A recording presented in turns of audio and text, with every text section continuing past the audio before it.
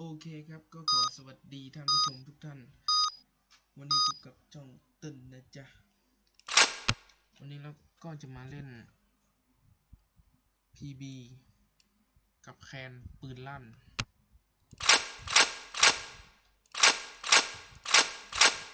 ก็เราวอร์มกันอยู่ครับ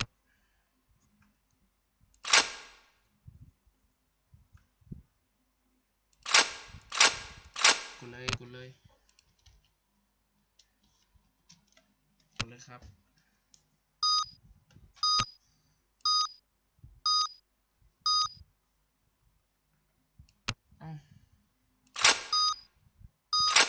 กดเลยเดี๋ยวเขาก็ตามมา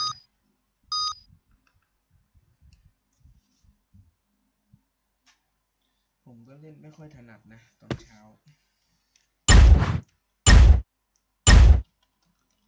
Okay, let's go.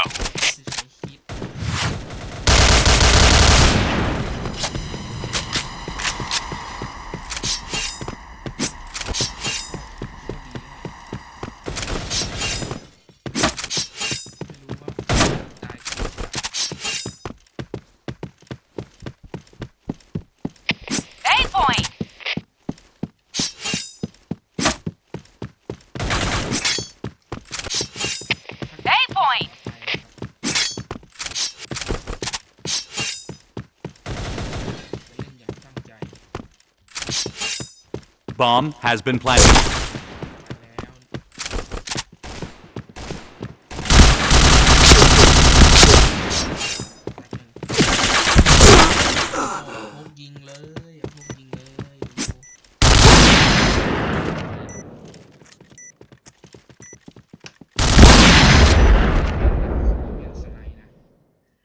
Okay, let's go.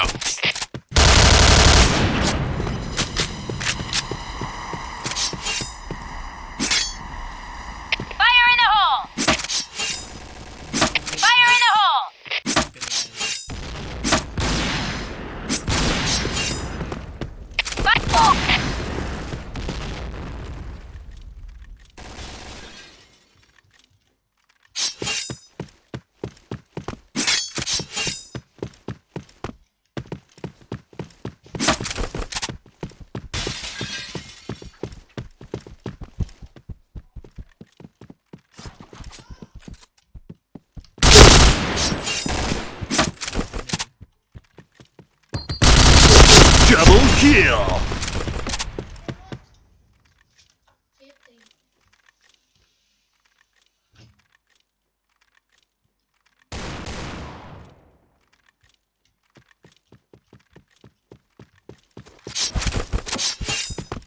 Bomb has been planted.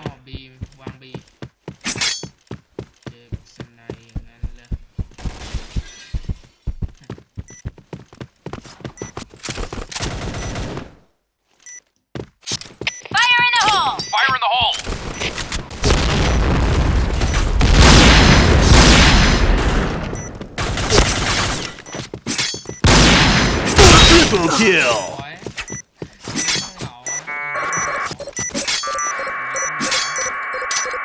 Fire in the hole! Bomb defused.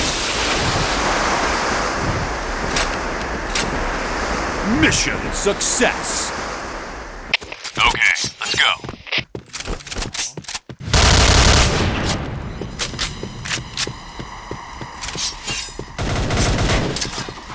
Fire in the hole!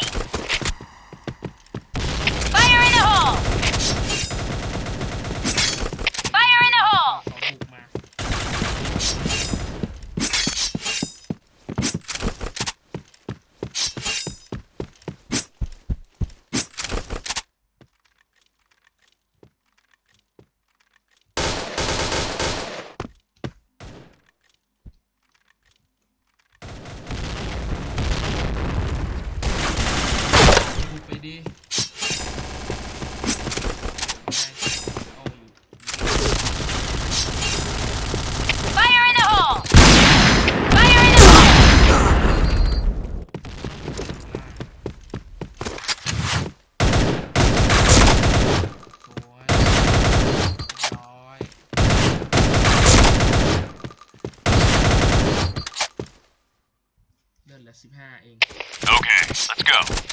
ชอบยิง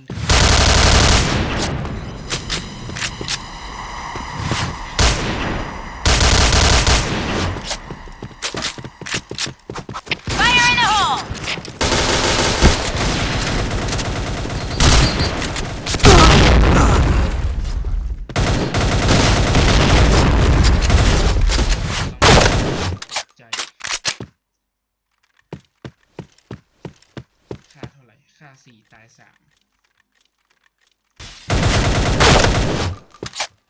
โอ้โหคนนี้ก็ยิง Bomb has been planted. ยิงอู้อยู่แคนเด็กหญิง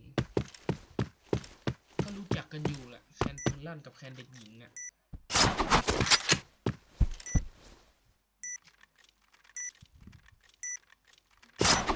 น่าหรือไม่ยังไงตกตรงไหนเหลืออีกตัวเลย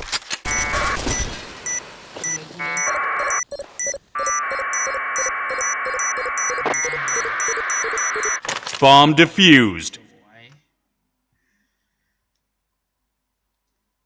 Mission success. ทีมผมออกไป1 คน Okay, let's go.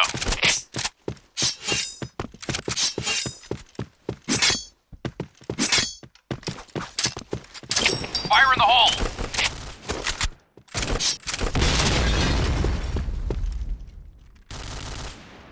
โอ้บ้าง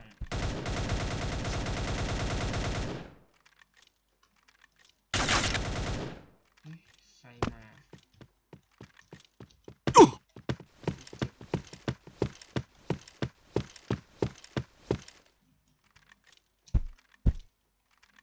อยู่นี่หรือเปล่า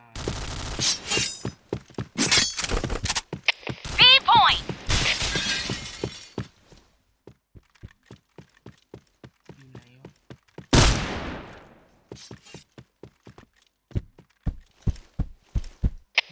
A point. A point. ไปเอแล้วเหรอ B point. ไปเอแล้วอยู่เอหรืออยู่ฐาน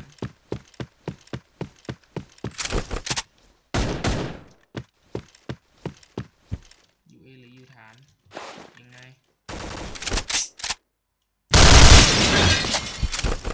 อยู่เอหรืออยู่ฐาน B point. อยู่ฐานนะเข้าฐานเลย A point. B A ยังไงเนี่ย B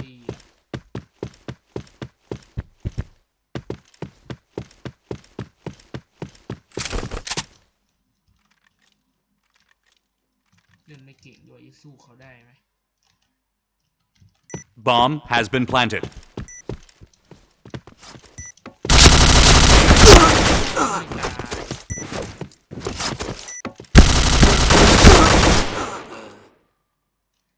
เลือดเหลือเท่าไหร่อะ Okay, let's go.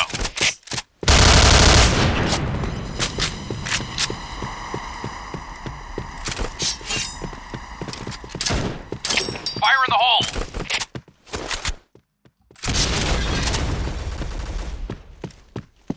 Go, go, go!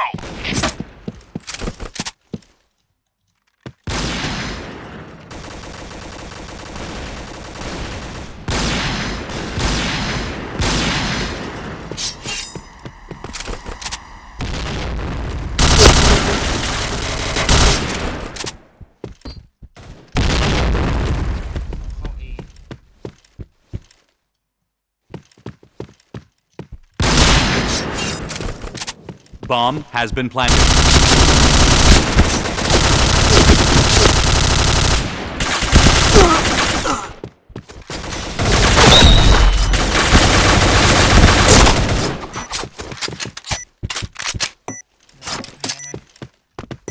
Fire in the hole.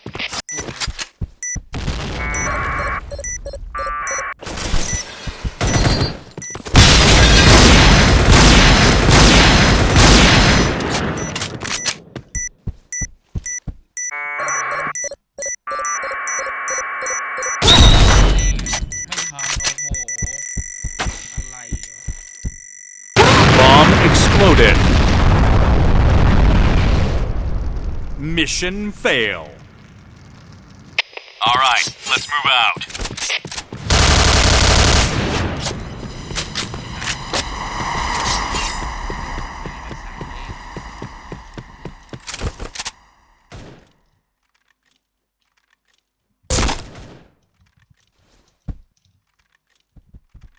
เราจะย่องค่อยๆย่องไป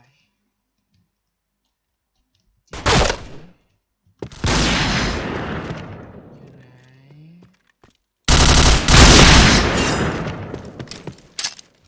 Fire in the hole! Fire in the hole! ชนะละเหลืออีกวิน Mission success. All right, let's move out.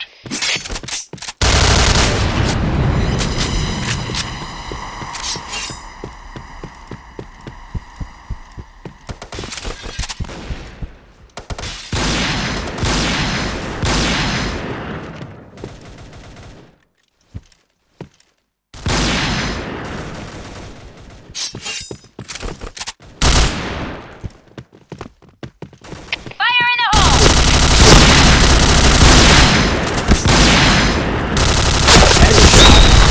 โอ้ยอีกตัวเดียว Fire in the hole! Fire in the hole!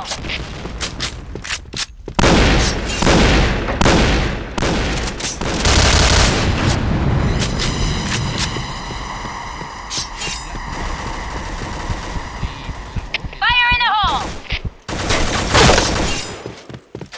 Double kill. แม่งเลยแม่งเลย Blue team win. โอเคครับ ถ้าใครชอบคลิปนี้ ก็กดติดตามกดไลค์และกดแชร์ให้ผมด้วยนะครับ บ๊ายบาย